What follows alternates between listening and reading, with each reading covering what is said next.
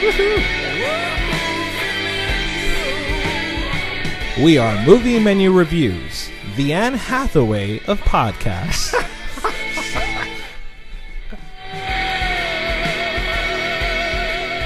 On today's podcast, we're reviewing Ocean's 8.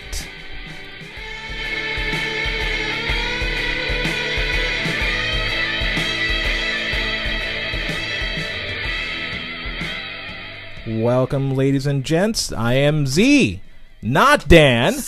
Yeah. I was trying to think of like a way of calling myself Z the tree, yeah. Z the Grease. Yeah, exactly. So this is our first show. We haven't done this one in a while without Dan, so hopefully we've got everything set up. And if we mess up, we can just blame Mike for everything. There we go. That's the usual. I'm usually the fall guy. Yeah, so I'm okay with it. There you go. And today we'll be reviewing an action film, which means we have our action star extraordinaire Christopher T. Wood reviewing. I feel like you've been on all spy films, all you're things that blow up. Things that blow up. I do like that. Things that blow up and things that die. Yes. Yeah. Yes. All right. So today we'll be reviewing several trailers to begin with in what I'm now calling our trailer trash corner. No, I don't have anything to crumble up and throw away. So the first trailer that came out, there's a lot of trailers that came out this week, so we'll talk about How to Train Your Dragon 3 to begin with. Yep. So this is the final portion in the trilogy of the How to Train Your Dragon. Now they've done a lot of multiple, spin-offs, so it's going to be kind of interesting for them, DreamWorks, to like be able to just finish off their story. So what did you guys think of the trailer? I think it relies very. It's a film for kids, but it seems like it's going to be like a rom-com. There's just a whole lot of love in the air for this film. They are trying to pull in charm. They try and pull heavily on charm, which is probably consistent with the narrative. I think there's so much more in these films. If you look at the classic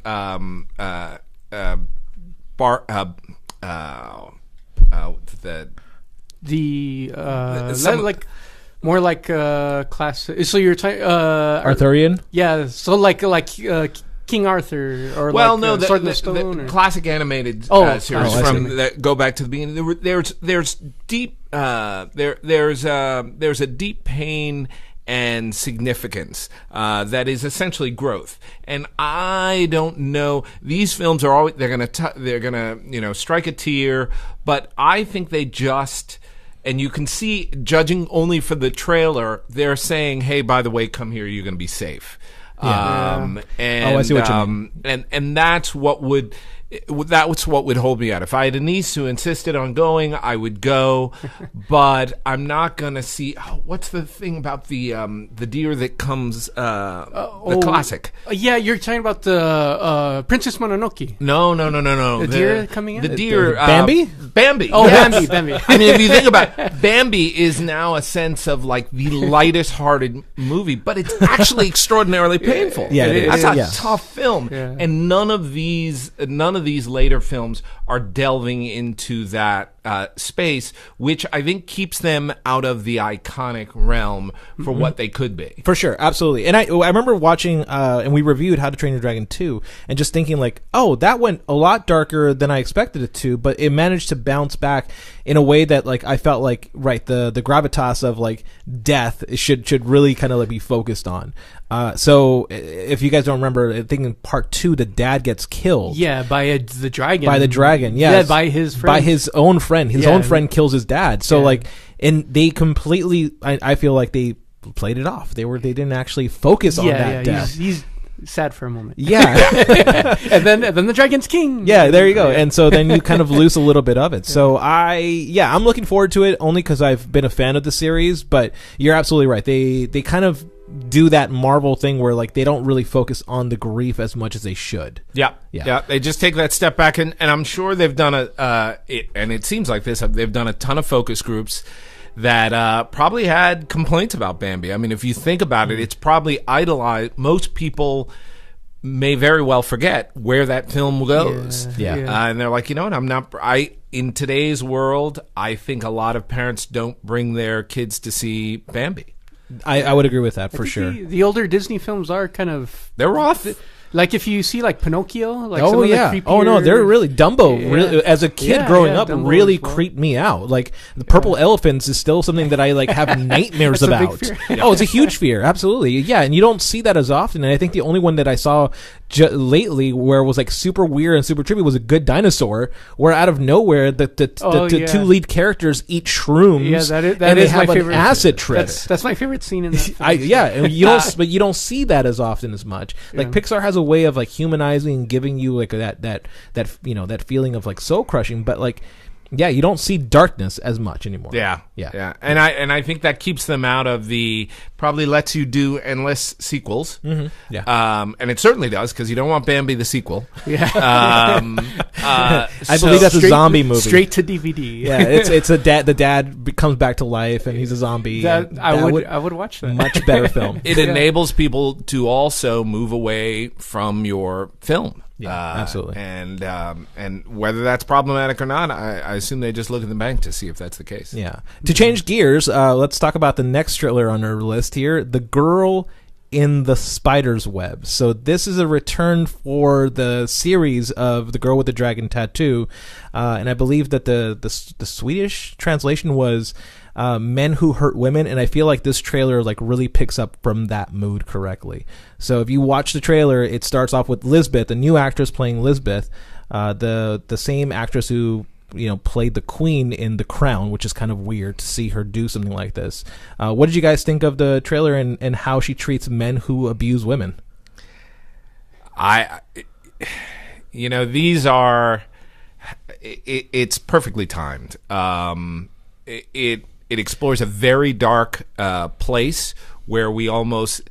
a realistically dark place where we need a superhero, and she comes in and she is that superhero. The unsettling thing is this is everyday activity. It's not usually you go to a film and the bad guy is poisoning the water in some way, and this is just we've injected a hero into normal life. That makes it that much more effective. And also what I've enjoyed about these films is the jeopardy that she puts herself in, both in the books and the films, is extreme. That you really take a step back and you're like, this is what's going to happen now, and that often doesn't come to be the case with male heroes. Yeah. They don't want the male hero stripped and beaten and vulnerable, and they will do that with a female action hero, and it's what I think makes some of those movies, La Femme Nikita, films like that, so effective. You're just sitting on the edge of your seat. Absolutely. Mike?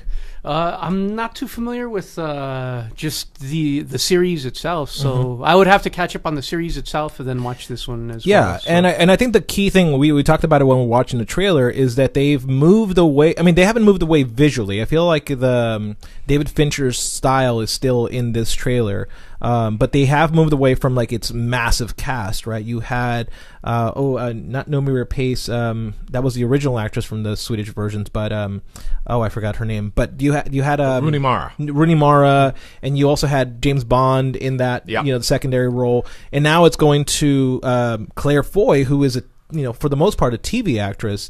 What do you guys feel about that switch of characters? Like, do you feel the series can survive because you've changed the leads? The challenge from my perspective, and it's why I find this as an actor it's difficult, is if you get hired to do one of these movies, you have to believe you're capable of what you're doing. And when you believe you're capable of doing whatever it is you're doing, tennis, basketball, you're fairly still. And her stillness radiates off the screen. This is what every acting teacher talks about. Just let it happen. And even in the trailer, you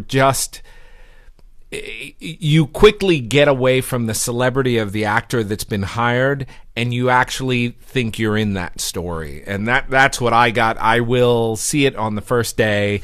So I've been dying ever since I saw La Femme Nikita. I've loved these types of films. There aren't that many. Not a lot of actresses can handle the physicality. A lot have crashed and burned, and it seems like she does it well. Yeah, and Mike, you should be happy to know Fede Alvarez, that's the director. He's the man who directed Don't Breathe. Oh. So it's actually a really good director, just not as well known as David Fincher. Okay. Yeah. The next trailer we're reviewing is Bad Times at El Royale. So this movie looks like it's set, in the 1950s? Bank robbery, hotel, chaos. What do you guys think of this one? This one looks, yeah. It's super, super fun. It looks fun. I'm looking forward to it. I think it's... I'm just looking forward to seeing. It almost has like a Quentin Tarantino vibe. It does, yeah. And now it's Drew Goddard who, for me, Drew Goddard did one of the best meta films ever, which was Cabin in the Woods, where like it just took the concept of like what it is to be in the woods, the horror genre, and just put it on its head and made a critique about it. So it looks like Quentin Tarantino, but it may also just be like a sort of like a first shot, if anything, to Quentin, going like, this is how you do it. I think it harkens back. Something that Hollywood has gotten away from is when I was younger, you constantly heard the reference when you were talking about a wild idea. Oh, it's like that film. We were the source of ideas that people then made books and comics about.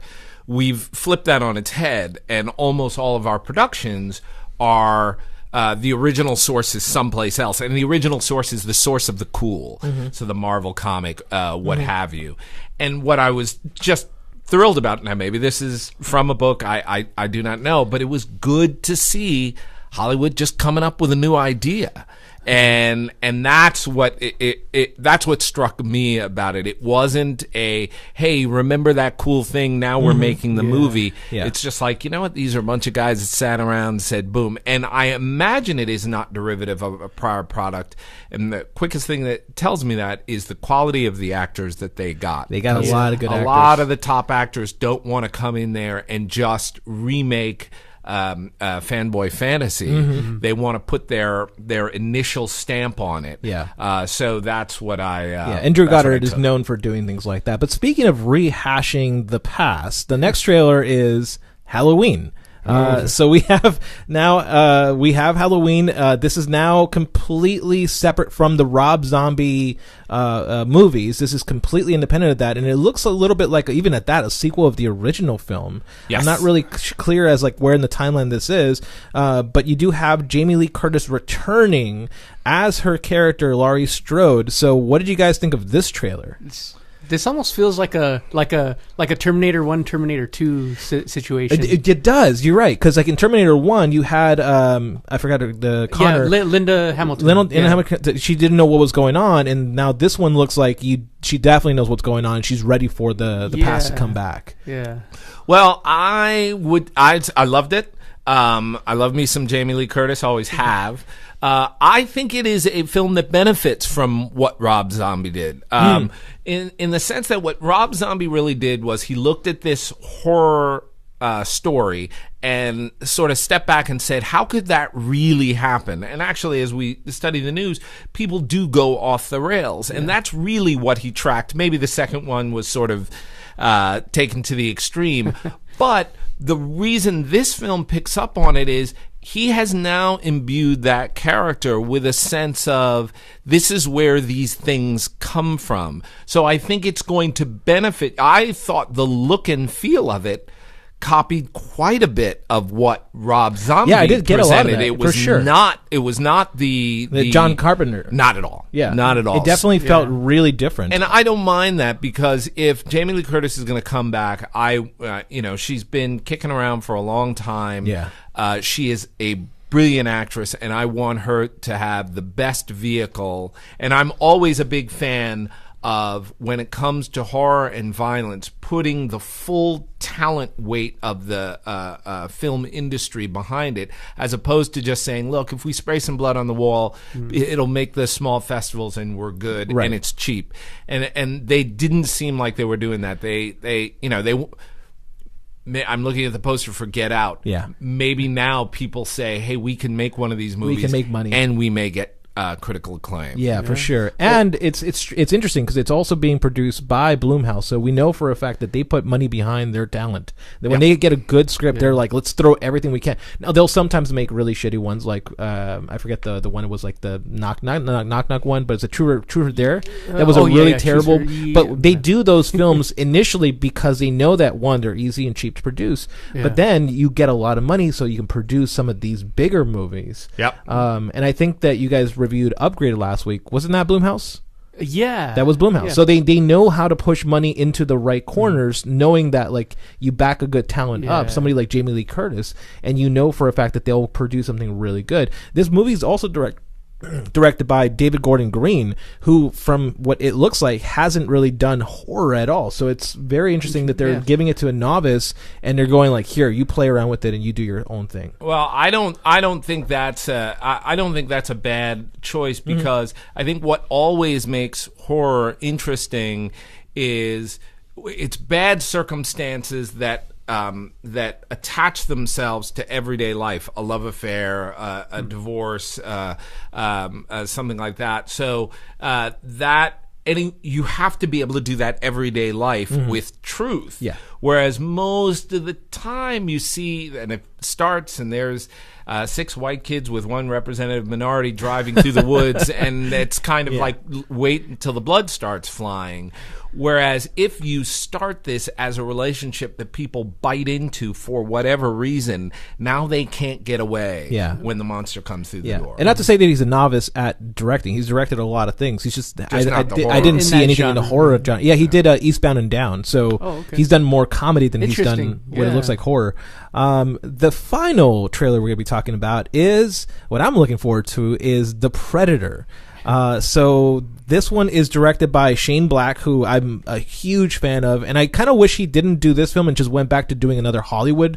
He's done a lot of fun movies like Kiss Kiss Bang Bang and The Good Guys. So he's now going into doing The Predator, and I think he's got like some history with the series. So he's trying to, what it looks like is make a sequel to the originals, not the Predator versus Alien. None of that garbage. He's making it as his own movie. So what did you guys think of The Predator? I'm very, very looking forward to it as well. It seems super fun. For me, like, what attracts me most to these films is just like the alien design. So it's fun to just see the practical effects of the alien or the Predator itself. And they give us another predator in this trailer. Which wasn't in the last trailer. So So it looks like there's going to be like a good and evil battle going on. And I'm interested in it because I still, and I was talking before, I think the first Predator is my number one rainy day movie, meaning it's raining and what do I want to sit in and watch. I think the first one, I don't want to get overly philosophical on it because it was what it was, but it explores male weakness in the most iconic strong position that men get put in on film: muscles and guns. Muscles and guns. And they run into the immovable object meets the irresistible force, and to see that fear seep through them, you sort of take it back to the spider web film. The girl with the, what you usually get in a female action film, which is that vulnerability, and not in a feminine way, but just in a practical way. There are 10 men in the room. You can't beat them all. It seems like the first Predator movie did this very well, and this Predator movie seems to be going in that direction. Yeah. What if you're super strong and badass, and you are not strong enough and not badass enough? Then what do you do? Yeah. And that's the start of every good story. For sure. You absolutely. are outmatched. Now what do you do? Because you can't just scream and pose. That's usually how most films, they're just waiting for the guy to eat his spinach and burst out like Popeye. Right. and this sort of, when you get to look in an actor's eyes and their character realizes, I can't win, now what? And that's an engaging story. Absolutely. Mike, any last words on The Predator? Yeah, I'm just hoping they didn't reveal too much in that trailer. Like that second Predator coming out better not be like in the third act or anything. Right. It's like, no, absolutely. So if that happens early on, then great. Yeah. So from an industry standard, the only thing I will comment on is you were saying, why is Shane Black doing this? I just on a entertainment business perspective, I want some money to get thrown into his pocket because he produces good content. Yeah. So if he has this high numbers hit, he's going to get more choices. I hope so. And I think we as an audience benefit from Shane Black having more choices. Absolutely. Yeah, all right. So we're going to move on to our movie review. Sadly, I don't have the theme music, so Mike?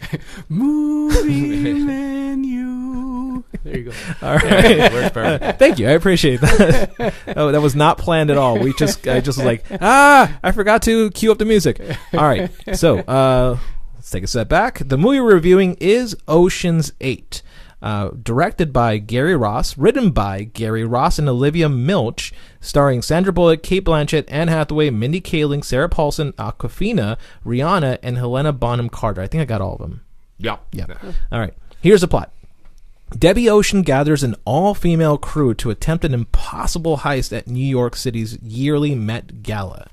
All right, so depending on your spoiler-free review, now we've all seen the film, but let's keep it spoiler-free. All right, depending on your spoiler-free review, I will decide if this movie is worth a dine-in, watch it in theaters, a takeout, watch it at home, or leftovers, watch Ocean's 13 instead. Ooh. Yeah? Okay.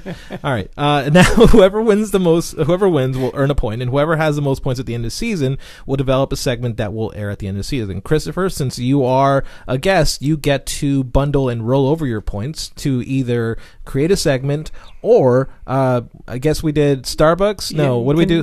Whichever, Starbucks, boba. Boba, horchata. I think we... Horchata, yeah. Did we do torta? Sure, we'll throw in a torta. Throw in a torta. So you can choose to take 10 of those points, and we'll buy you some food. I want a bundle. Just because I have faith. Bundle package. Bundle package. And bundle until it gets me to the horchata level. Nice. And I'll cash them in for horchata. There we go. Right. So that all depends if you win. Yes. I was gonna say, what kind of horchata do you like? Do you like the cinnamon kind? Ooh. Where it's very, very I think I'll go for the cinnamon kind. Heavy cinnamon. I'm heavy cinnamon. I have limited experience, so I need to go full. I can't have the horchata that someone says, well, you should have tried. So I gotta have the should have tried. Okay, gotcha. All right, so with that being said, let's talk about Ocean's 8. Rate this film. So as a reminder to the listeners, yes. Dine in, watch it in theaters, take out, wait and watch it at home, or leftovers, as he said, watch Ocean's 13. 13 instead. There we go. All right, Christopher, since you are our guest, you get to go first. I think I'll give it a takeout. A takeout. All right, Mike? Yes. I agree with Chris. So takeout. Okay. And I'm gonna stray from the simple, the usual critic corner and say that I actually like this film, and I'm gonna give it a dine in. Wow. Yeah, I actually had fun watching this film in the theater. Okay. And I think that's usually my benchmark. It's like, will I recommend this movie for somebody to spend money on? And I would say that, you know what? It's hot outside. Go watch a movie. And I kind of enjoyed this movie. What did you guys feel like worked really well for you guys in this film? So Christopher, you're like the how many con artist movie? I was gonna say, how many cons have you pulled? Well, that's I can't admit that. Certainly on live streaming. For me, it was brilliant to see these. You had some actresses that were killing it, and it's great to see them in these iconic, cool roles. Looking at the audience as I watched it, we as an audience were never worried. Yeah, and that's a problem for a caper movie. That presents a real problem, and that would be my main principal idea. And then also, if along those lines, if you look at the characters, and I won't say which ones for any purposes of spoilers, but if you look at the actresses that have had the greatest critical acclaim that were in the film, they're the ones for whom something went awry or they were concerned. And that's why you hire those guys. Unfortunately, that's not everyone. And therefore, that enables you to relax. And I think if you're going to do a caper, that your heart's got to be beating. Right. It's good to be smooth and have it nailed, in the end, walk out of the building with the briefcase and whatever. They didn't walk out of a building with a briefcase or whatever. But, that's fine. But getting there, what's entertaining as a viewer is, exactly what that person just went through. There was the audience was not nervous, concerned, or worried about the welfare of the characters ever. And I agree with you on that. Before we go to you, Mike, sure. Rigo has responded, and Vasti Leaf has responded on Facebook. They both go and give it a dine in. Wow! So you're fighting against them. I'm winning with you guys. That's a first. But to speak to why this movie worked really well for me, what it really was for me was you go to watch these Ocean's films because of the star power. You really go to watch personalities on screen. And I love Sandra Bullock and everything she's done. I can't name you one. Like Miss Congeniality is still one of my favorite films to watch. I should expect always throughout those films that there will never be like a hiccup or anything like that. I think I watched this film thinking all right, how clever are the writers in this film? And how good are the acting abilities of the actresses? And I thought wholeheartedly that they sold this film to me. Like there was moments in which I never once felt they were a threat, but I enjoyed them trying to solve the problem. And I think that's why I really I was laughing, I was enjoying the ride. And what I think the best part of this film is, in films like this, you often watch it trying to be more clever than the person who wrote the movie. Mm-hmm. And I think with this film, I didn't care. I was like, I'm enjoying Cate Blanchett. I'm enjoying Sandra Bullock. I'm enjoying Rihanna. And I think Rihanna was a really good actress in this too. So I really thoroughly enjoyed watching them figure things out. And it's like the equivalent of watching a professor on screen. Like you're just enjoying it. You're just kind of like, yeah, that's cool. I'm digging this. So for me, it was like I was laughing. I was in for the ride, and never once did I start going, wait a minute, that wouldn't work. Up until after I watched the movie, that's when I started going wait, that wouldn't have worked.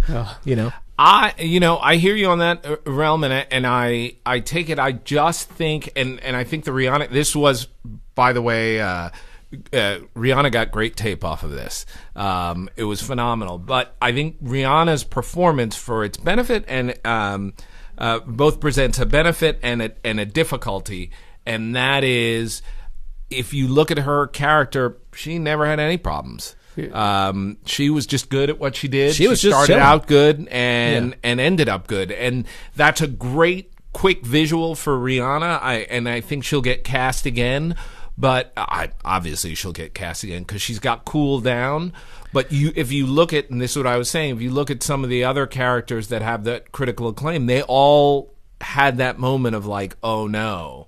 And that's what I thought I would, because often in a caper film, there's a point where the people in the capers go, oh no, but in reality they've planned for it, or at least one of them has. Right. And that's the quintessential, what was the entertainer, not the Sting. Oh. Robert Redford was fine, but he wasn't necessarily, he didn't know the totality of it. So as things started to go awry, he was like, what's going on? But someone else had it. Yeah. So I thought that's where this film kept itself out of the realm of classic capers. Right, right. What did you guys think of we're talking about the plan of the story, but what did you guys think of the plan at the very least? Did it work for you guys? Were you guys at least entertained by the heist, and even at that, the revelation at the very end? Was that something that you guys kind of enjoyed? I guess without giving too much away, so there is a revelation at the end, but I think they do mention it earlier in the film, so to me it wasn't anything surprising. Somewhere in there it's mentioned about halfway through. So but as far as it's fun to see everybody work together, but it is a very It's like even though it's so grand, it still always feels like low stakes, low drama. Yeah, a low drama film. I mean, that's it's fun, but you're not really that much. I didn't feel like I was on a ride. Really, Gotcha. yeah. It was like it's fun to watch and it's fun to see people work together, but I think there could have been more story there. You know? Okay. Yeah, and you usually in a movie like this you need 2 or maybe 3 ambitions of the people doing it, and I don't think you have that in this one. Listen, it is a beautiful film to watch. These actors can not chew up the scenery, but they can really create a phenomenal picture. And sometimes, particularly when you have actors of this quality, it just looks too cool. Like even when you have the original Ocean's 11, you're like, oh, that's just Matt Damon looking cool. Well, that's not easy. There's not a lot of people that you won't laugh at when they try and adopt those characteristics. Right. And since women are not put in those roles even more, it's harder to pull that off. Yeah. We don't have a lot of positive references of black females, white females, good-looking females as capable, brain working at 1,000 miles an hour people. So to see that is very pleasant, and it's shot well. Mm-hmm. I mean, it's really shot well, and it's if you're a big fan of if you're a fan or rather almost a scientist of fashion, this is the movie to see. This is a movie. Kate Blanchett's everything Kate Blanchett was wearing was amazing. Like, I'm not a fashion person, but I was like, man, she's looking great, and like everything she was wearing, like the punk rock style she had was really good. All the wardrobe in this film was fantastic. And even at that, like they go to the gala, the Met Gala, and everyone is like dressed really well. Yeah, they do poke fun at fashion, which I thought was really funny too. But they also, and for me, and I know nothing about it. Mm-hmm. They dip behind the fashion wall, so you get to see, how these decisions are made. And I thought that for me probably was the most entertaining. It was, it's behind the scenes in football or something like that. Right. You're like, oh, that's what. Yeah. Ooh, I see. Okay, there's something there. Do you feel like this film had like the Ghostbusters issue, where like the Ghostbusters, they did an all-female cast of Ghostbusters? And it didn't do well either because they didn't they were more focused on the marketing and less on the storyline. Do you feel like this movie suffered a little bit from that, where they were trying to push too hard too fast, and because they didn't take enough time to produce a good enough script that it just has like an inferior, like, or do you feel like this is just part of the Ocean's trend, where like Ocean's 1 was really good, Ocean's 2 wasn't that great, Ocean's 13 was, I forgot what happened in Ocean 13. I know I've seen it, I just don't remember what happened in it. Yeah, that's true. I have to say I came up with a little bit of a blank there. Yeah. The Ghostbusters has a difficult hill to climb. Yeah. And the reason for that is not because it was made before, but it's a comedy, which makes 100% of human beings on planet Earth experts at evaluating it. Do they laugh? And if they don't, it doesn't really matter why. You can't say, well, you just don't understand French historical controversy. You can't use that as an excuse. Right, you owe laughter. I think it probably failed because it didn't get as many laughs. Yeah. If it had gotten more laughs, that would have overcome the noise. Yeah. This movie it didn't really have that kind of fanboy incel buzz on it, and I think partially because of the great nature of a caper film. Caper film can be cast by anyone. I mean, it's just the definition of these people that you look at from everyday places. Now, they picked some extraordinary people, Absolutely. Rihanna and what have you, but everyone fits in a caper film. There's no one who's like, well, you couldn't be in that because you don't look right. Everyone looks right. Right. So it's a great movie to replace that. And I thought they had a good reason to have an all-female, given what they were pursuing. It kind of made sense. Absolutely. So yeah. Mike? I think it was great casted, great acting, and I think all the characters were solid. So you want me to do the comparison to Ghostbusters? Yeah. I think it goes without question that like this movie goes into that comparison, because like you're right, you had a moment, and I remember was when Ghostbusters got announced it was going to be an all-female cast. that they started talking, all female cast for Ghostbusters. What are you gonna do next? Yeah, all female cast of Ocean's 11, and I think that was a joke. That was a John Mulaney joke. It was a throwaway joke, but like people were like, actually, yeah, that would be a pretty good idea. So like this is the second one in the line of like all female cast, which like as you're saying, like I think it's fantastic. I think this is a really good way of going because I think women are funny. I think that women should be put on the spotlight to like make a really fun movie. So it fits that like this one is a sequence of films. So I think regards to the talking about the Ghostbusters remake, I don't think the film would have worked if it was an all-male cast either. I think what it was that they just didn't get the tone. It was hard for them to hit the tone. Right. I think the early Ghostbusters films, although there was a lot of comedy, I think there were times where it did dip into like actual horror comedy in the same way that I could imagine like I think of like Shaun of the Dead as well, where they managed to find the line where there are moments where you're genuinely horrified for Simon Pegg's character, and you don't want him to like, but there's enough comedy there for it to feel like a comedy, but there's also enough horror in there for it to feel like a horror in those moments of horror. I think the original Ghostbusters, I think they had that as well, with the exception of like Bill Murray making like wacky like one-liners, like, which is fun too. I mean, it's very campy for his character to kind of blurt them out like that, but they are in genuinely like weird, horrifying moments, and you're like, and you're still, although they're making jokes, you're still scared for them.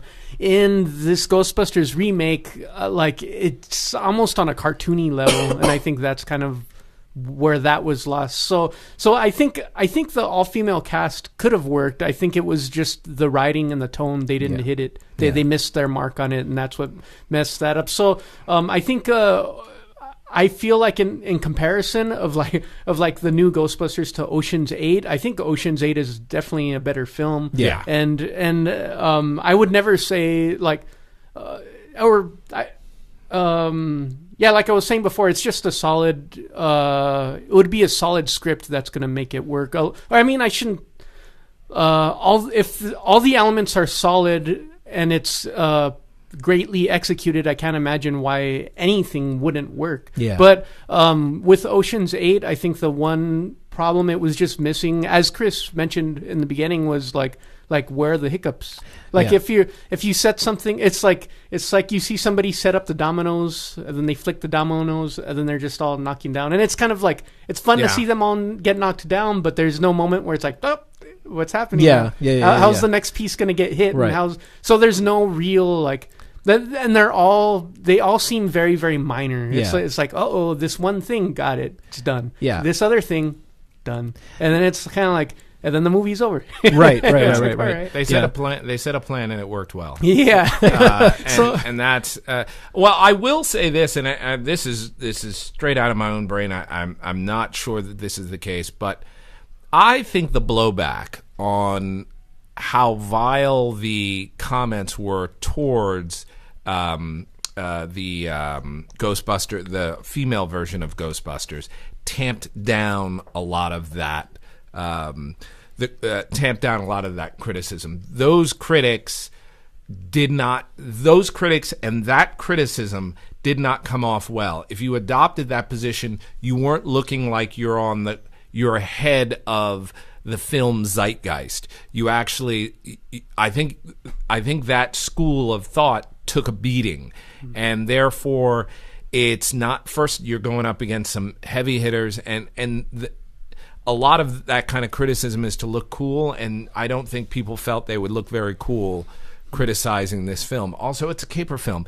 It's by definition, super smarty pants.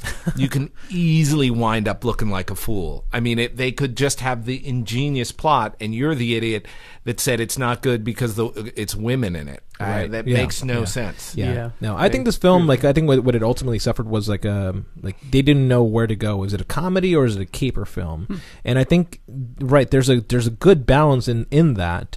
Where it's like it's become situational comedy, and I don't think they took enough advantage of it. Yeah, because as you were saying, like they could have easily had a lot of good situational comedy where they were planning something, they have a hiccup, and then it's funny because like you're seeing cool people stumble and fall apart. So it would have been better. And it's weird because I'm looking at the credits of the director/writer Gary Ross, and this guy, he wrote Big, one of my favorite Tom Hanks films. Big is great. So it's funny how like there's not enough of a balance between the two. If you were to change this film and make it better, what would you do? I think there's a very simple change that they could have required. They needed a nemesis that is clearly better than they are. Right, and not an Anne Hathaway. Yeah, and they did not have it. They weren't facing, because I believe the first Ocean's 11, they were facing a criminal who by far outstripped all of them. Right. And they'd be lucky if they all banded together to win. If you want to make this successful in a film, I went to see it and I gave it a limited review.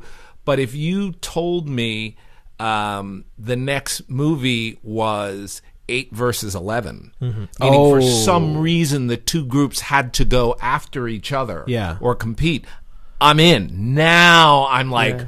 Well, my eyes are flashing around, brother versus sister. Why is this? And it's going to end. That somehow it's all wrapped up and it's going to work out.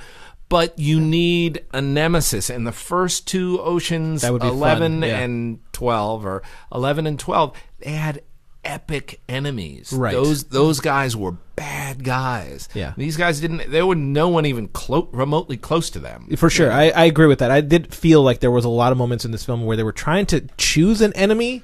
They were trying to figure out who's going to be the bad guy, but they could never really land on one that you felt like was worthy. Yeah, worthy of the other character from Ocean's 11. Even Anne Hathaway's character, I was like, no, that's not good enough for me. Come on, that's not going to work. Yeah, Mike, what do you do? No, I agree. I think there was a character. I think if that character would have been brought in early in the film, the insurance exec. Yeah. Which, by the way, and my brother loves the Ocean's movies, and I asked him was he ever in a movie? And he told me no. So I'm not really sure if anybody can help out. I think that's like a new character. It that's is. So there was this character. I guess I can't talk too much about it because it's in the third act. It is in the third act. But it's in the trailer, which I thought was I remember seeing him in the trailer. That's the odd part, is that they should have introduced him right up front, and you would have had a much better story. I think for that moment when he was on screen, I think that's what that film needed. Right. If you would have been there, basically countering like what was happening with their plan, that's all it needed. Everything else I think was great. Everything else was solid as far as where the plot was going. I feel like that was that one thing that was missing. Yeah.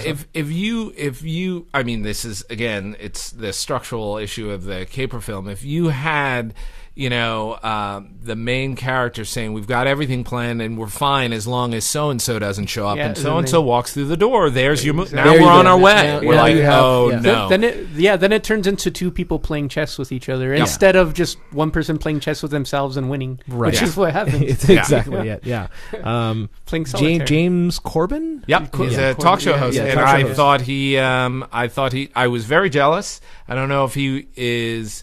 I'm sure he was an actor before he became a talk show host. He just did a brilliant job. Yeah, that's it too. And there was good. All the time that he was on stage, on screen, the scene came alive, and you really had a chance. They were like, you could make a movie with this guy. You really could. The character was fun, smart. It almost felt like Sherlock Holmesy. Yes. Well, you say that, and he was in Sherlock Gnomes. So one step closer. But yes, you're right. I liked seeing him in a role that I actually like. He usually plays like some really. I feel like he just doesn't choose well, but this was a good choice for him, and he totally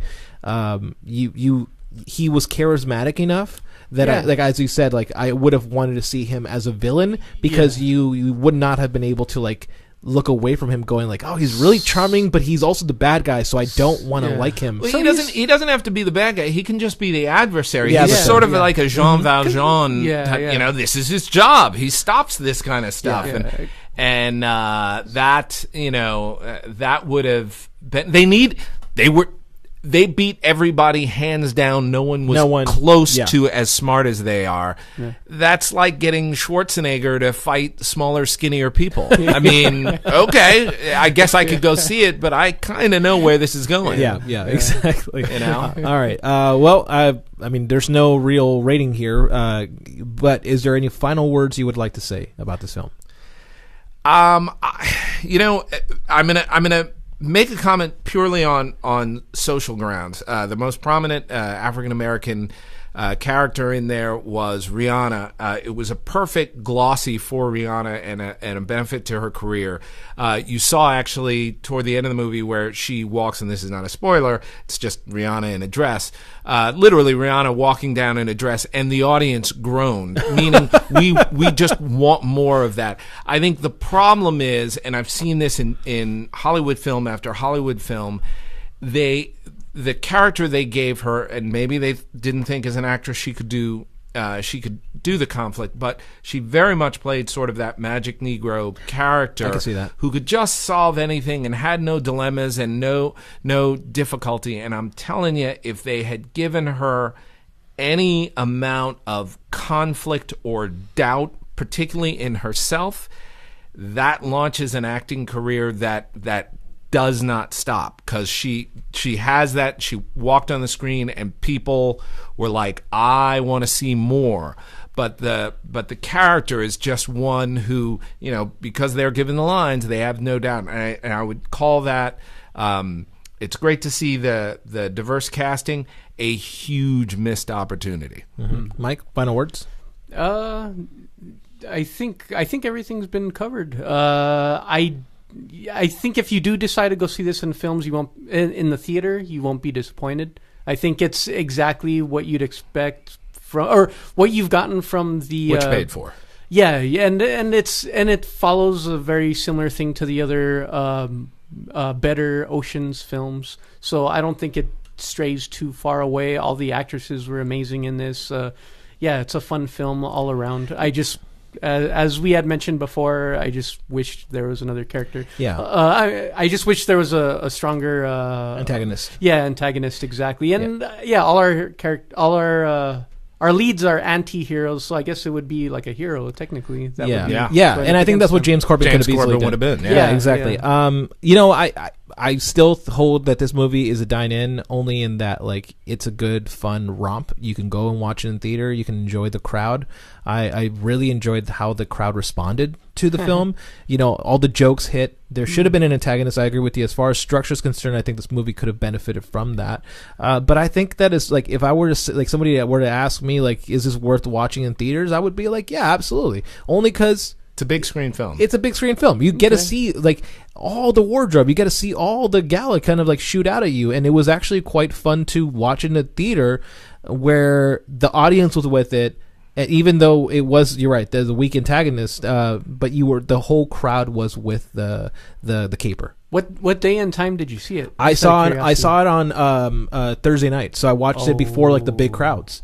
And the crowd that was in there was still really not fully packed, but it was I would say probably half the theater was full. What about you, Chris? I'm gonna stay in the cultural realm. I saw this in Highland Park Theater. Nice. So that's hipster realm. That is hipster realm. You're right. You can say let's just call them and give them the credit of a socially elevated crowd. Okay. And I think that crowd often looked at this is the feeling that I've got that I got.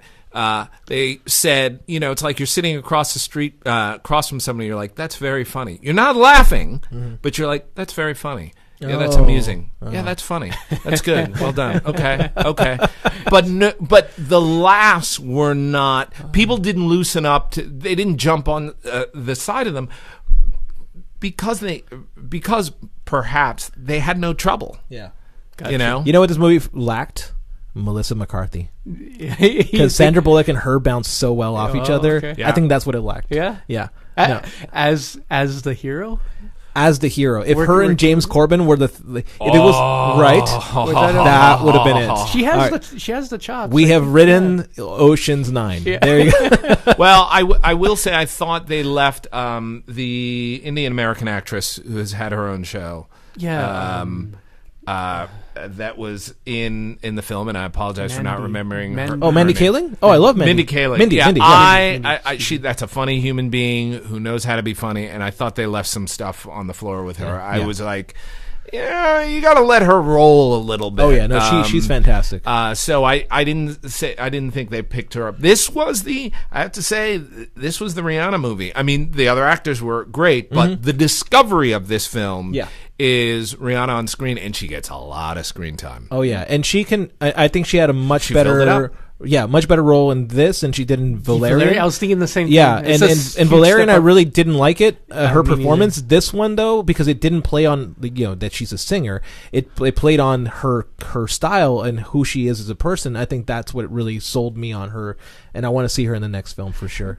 I imagine she's very overpowering in a room, and people just want to adopt her persona. And just put it on screen and say that's enough. Let Rihanna be Rihanna. And the truth of the matter, I think you're gonna if you a good use of her. If you want to say how can we make this musical powerhouse a star, you would look at Barbra Streisand and look at the films that Barbra Streisand did as her career started to roll. Those were some tough pictures, and if she can do it, I think she can do it.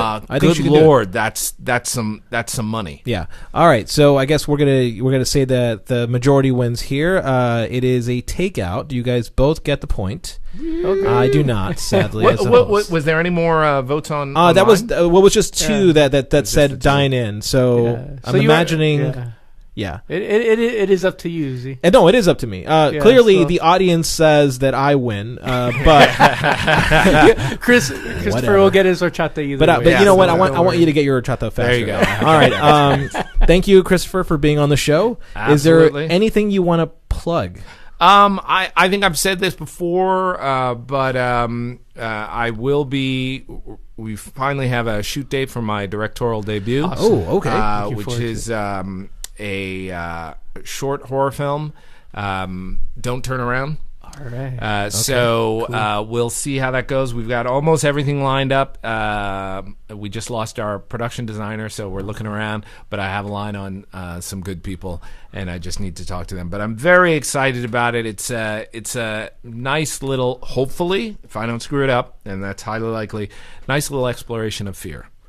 Nice. Yeah. Mike, thank you once again for being on the show. Yeah, no problem. Thank you for hosting, Z. It was nerve-wracking because we don't have Dan's magical laptop to do everything. But I think we figured it out. So here we go. Exit music. Cue in 3, 2, 1.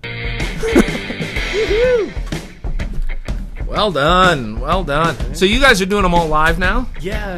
Well, it depends. So